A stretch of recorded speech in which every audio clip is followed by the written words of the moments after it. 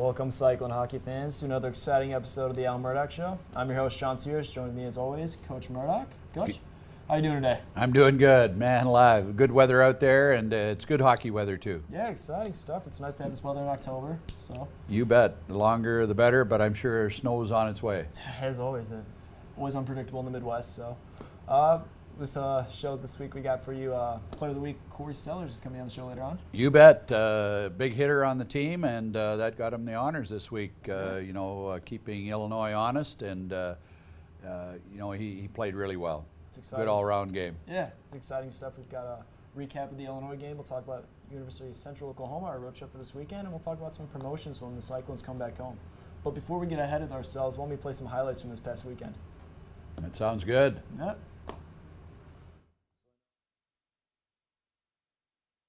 After the point to Jocko. Jocko. Up to Lloyd. Lloyd fires. Shot, score!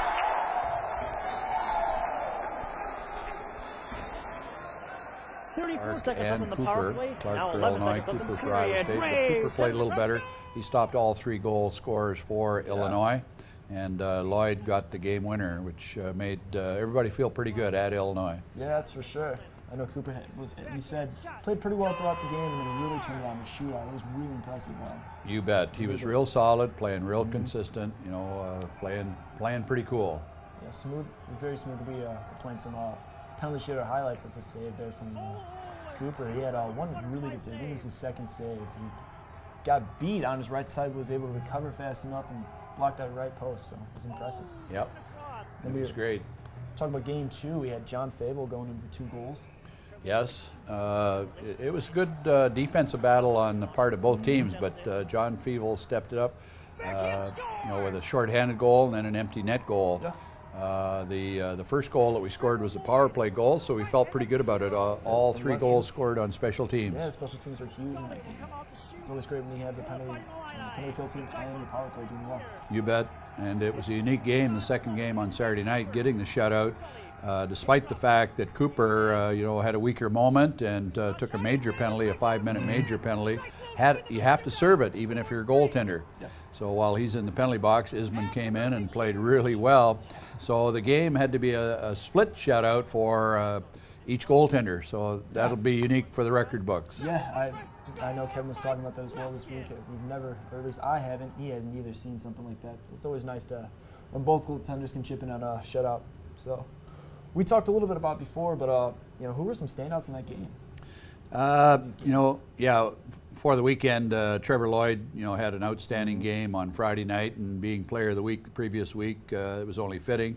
On Saturday night, Fievel getting the 2 goals, gave him at least one of the stars of the game. And then Sellers, I really felt Corey Sellers played extremely well, gaining the respect of the opposing team.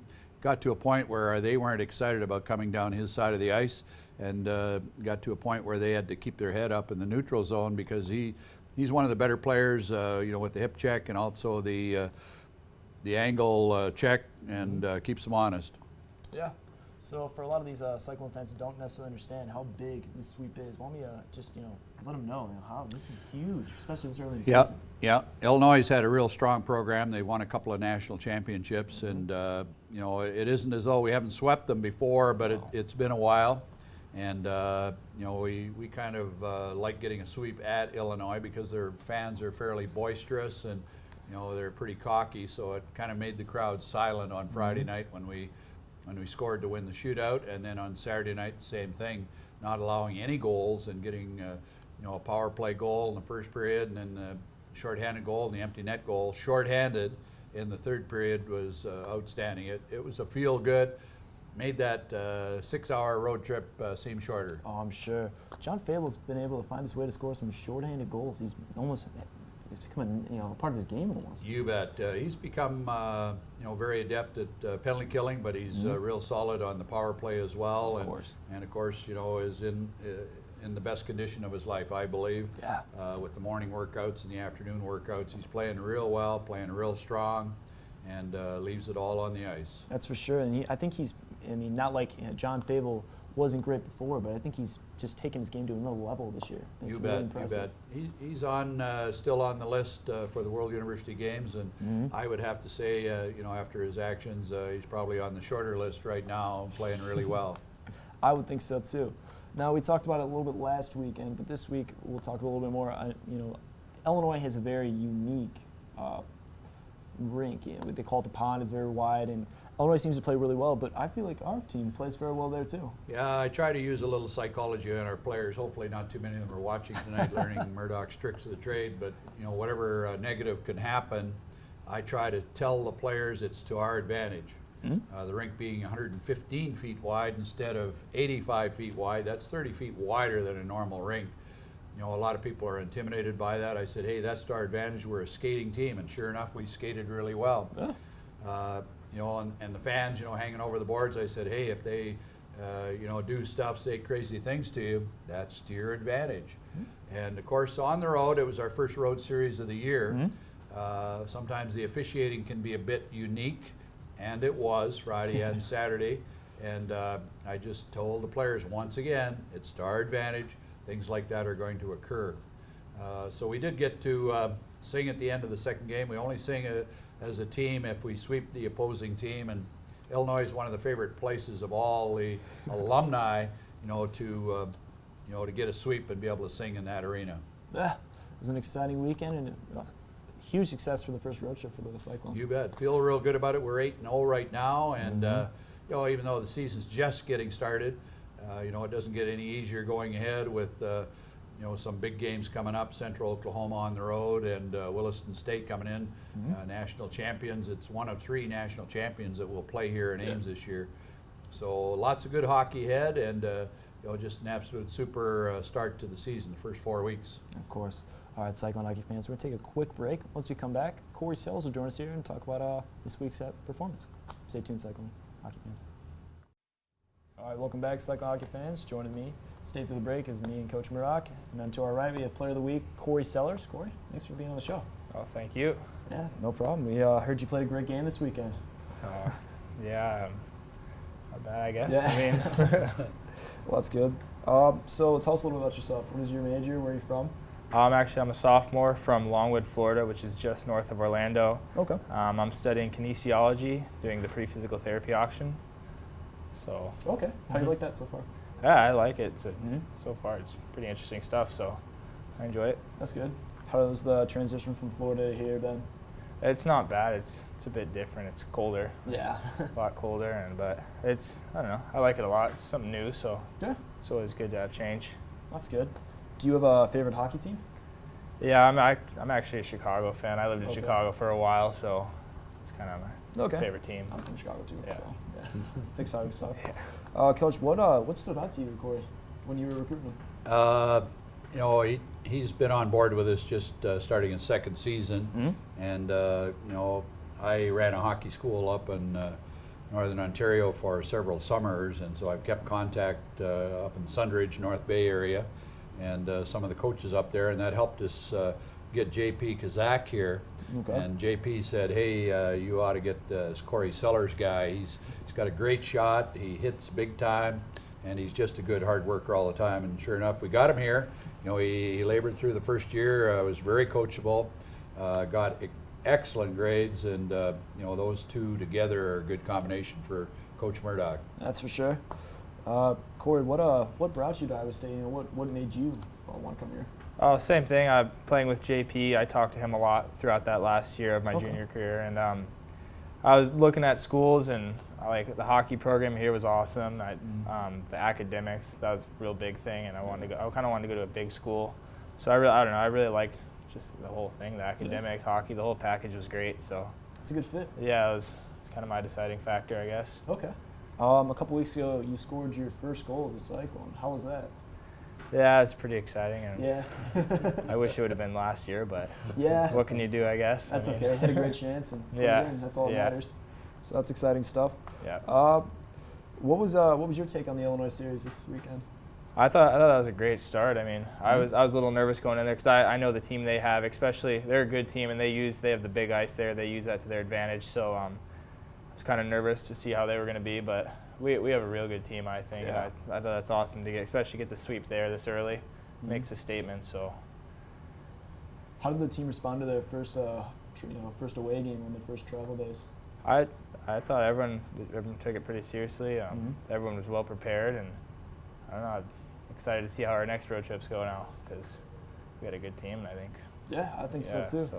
Coach, what was Corey's role in the sweep? I know we talked about his size. Yeah, he's into a regular rotation now. Last year, he played a lot, of a role play, a defensive player, and we put him into a lot of defensive situations, penalty kill or shut down the opposing team.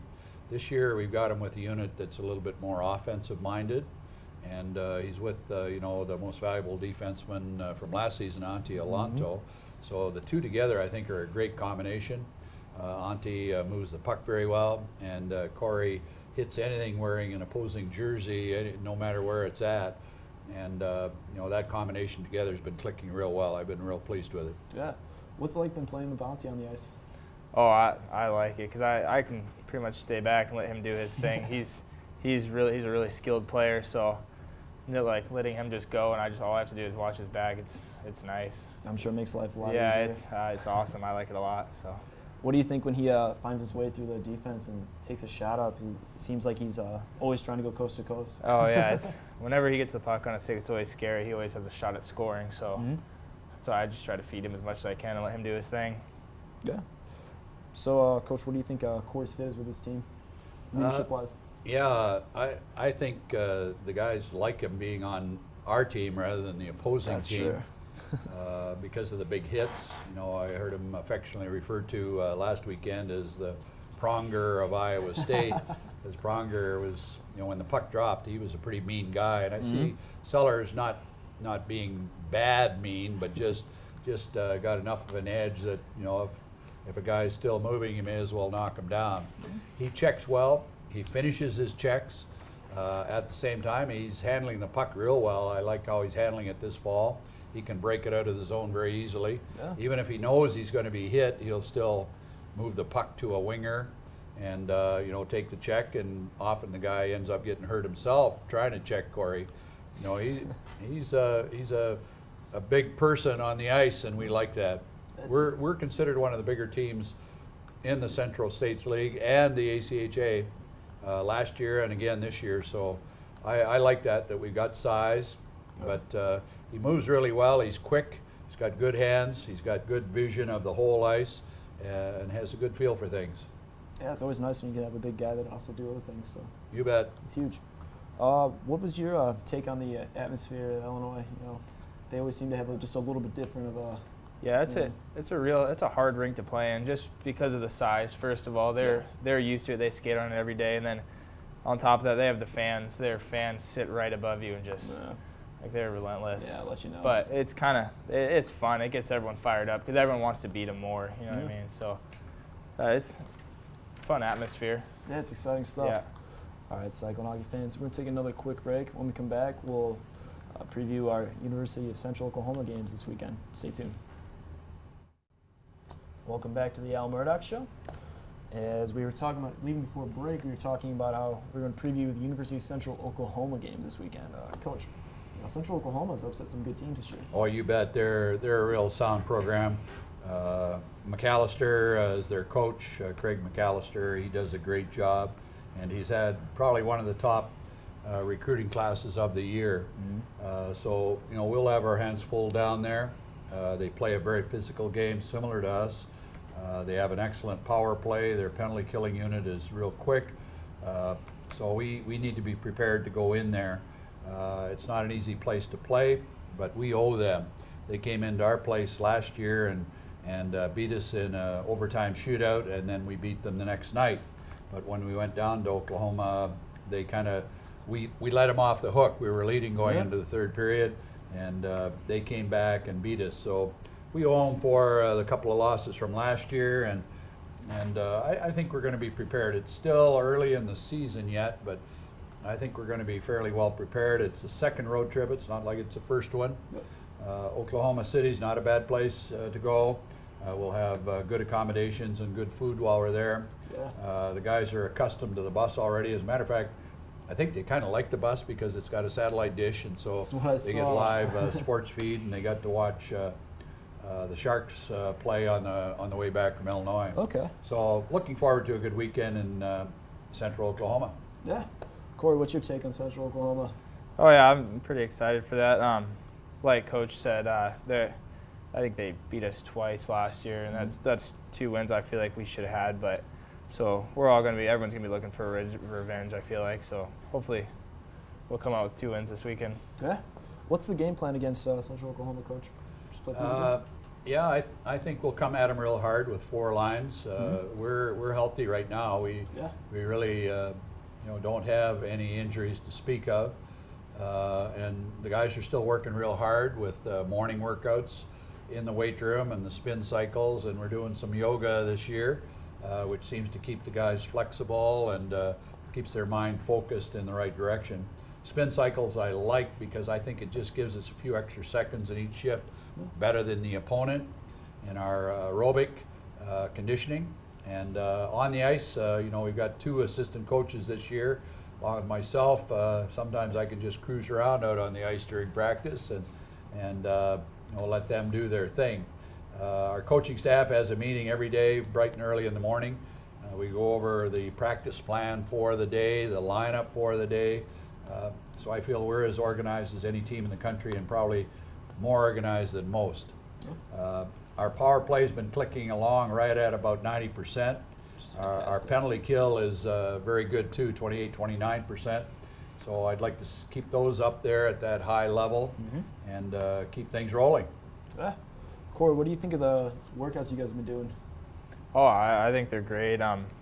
Like he said, we do weights, cycling, and yoga, and the cycling is great for the conditioning, and obviously you need the weights for strength training and stuff like that. And I find the yoga on Monday, especially after a weekend of games, it helps heal you up, helps loosen you up a bit. Yeah. That's what Trevor was saying last weekend. Yeah, so he likes it as well. It's good for recovery. Yeah. I know we were talking a little bit about just I lost my train of thought here. I know we want to talk about some former Cyclones that are current pros right now. I know we were. Oh, you bet. I don't think any of our graduates from Iowa State ever quit playing hockey. But they do make a transition. Glenn DeTulio is one of our more famous alums. He did make the transition from playing after an 11-year pro career after Iowa State to coaching. Down in Huntsville. He had a whole kit and caboodle of players here trying out for the Huntsville team. And they were very good. So I know he's going to have another great season. Mike Liebler, after 2 years over in Austria, it's my understanding with a degree in construction engineering that he's doing an internship up in the Minneapolis, Minnesota area. And I'm sure he'll do extremely well and keep in touch with hockey. And then Brent Cornelius, one of our former defensemen that finished his degree in electrical engineering, has a great job with IBM up in the Rochester area, and I know he can't leave hockey. He'll keep in touch somehow. He played in the East Coast Hockey League, the year after he graduated. So three of the good guys, and I'm sure there are hundreds of guys around the country that are still playing in various USA hockey tournaments and leagues across the country. So we love it when the Cyclone hockey players keep on playing after graduation. Yeah, it's always nice to see those Cyclones keep going. Corey, we were talking a little about the coaches. What do you think about Jason Fairman and Brandon Clark coming onto the bench and stuff? Oh, it's awesome. Especially Coach Clark. Obviously, I played with him last year, so I'd say we're on a personal level with him. It's good to be on a personal level with someone you can talk to. And then Coach Fairman, he came with a lot of experience at the college level as well. So he has a lot of information to teach us, and it's kind of cool to get new perspectives from new people, learn different things, see how different people see the game and stuff like that. So, how weird is it to see Brandon in a tie instead of a jersey? Yeah, it's at first it was a little weird getting used to, but I think everyone's made the adjustment. So yeah, I think so too. Now we're talking about these upcoming home series. We're playing some great teams, and we also have some great promotions going on. Oh, you bet. Lots of good stuff. Pink the Rink around this time of year, becomes important in the battle to fight cancer. We've got a special weekend coming up for the Williston Series. That's the weekend after being on the road at Central Oklahoma. It'll be TRA weekend. All the people who live in the TRA will have special opportunities to come to our game and be recognized. And there'll be pizza parties for the houses with the largest attendance. Yeah. So lots of good events like that. The series after that will be RCA weekend, and UDA will have their shot, as well as the Greek Association. So lots of good opportunities. Houses always like pizza parties. I don't know what the deal is with that. They get good food, but they also like a pizza party. Pizza party way it'll work. They can have it at the arena, or they can have it at their house, or they can have it down at Pizza Pit or Welch Avenue Station. It's their choice, their preference. So start getting your group together. There'll be clipboards at the door the next few weekends at home for the team with the largest attendance. Yeah, it's always exciting. College kids love pizza. I know I do. So it's always nice. I know we were talking about Pink the Rink. Illinois actually had some pretty interesting jerseys. You bet. Saturday game. You bet. They got some good corporate sponsorship that provided the pink jerseys for them to wear. I thought they looked good in the pink jerseys, actually. I thought it was a want to good wear look them too, year round. But, the intent, of course, is to bring the relationship of fighting cancer, and so I thought it was great. And people did bid on the jerseys, and they had an auction after the game was over. Great. So very good cause. Our D3 team also had a great weekend at home, winning 2 games. So we actually had 4 Cyclone victories last weekend, 2 on the road and 2 at home. And they get a little bit of a break this weekend in their schedule, and then they'll be on the road when we're at home. And so that's kind of exciting for all these people to get the opportunity to play hockey all over the country. Might as well. If you can't make it to a D1 game, try and hit a D3 game. So you never know. Before we get going, we should probably hit on our sponsors before we. Oh, you bet. We've got lots of great sponsors. Texas Roadhouse sponsors the Monday night radio show at Texas Roadhouse from 6 to 6:30. So tune in there on KSI, KCCQ. And, of course, Waste Management is a major sponsor. And Pizza Pit is the sponsor for this show. And it's such a darn good pizza in the city of Ames and the state of Iowa that you can almost smell the pizza coming in the door. They provide pizza for the whole staff after the game, and heck, we draw a crowd to the studio here, standing room only. They're hanging from the rafters. They just want to get Pizza Pit pizza. It's really, really good, and I can smell it coming in the door right now. All right, Cyclone hockey fans, appreciate you guys tuning in. Come in next week as we'll recap our UCO game and tell you guys what you can do. And Cyclone's come to return. Thanks, Corey, being on the show. Oh, thank you. All right. You guys have a good weekend.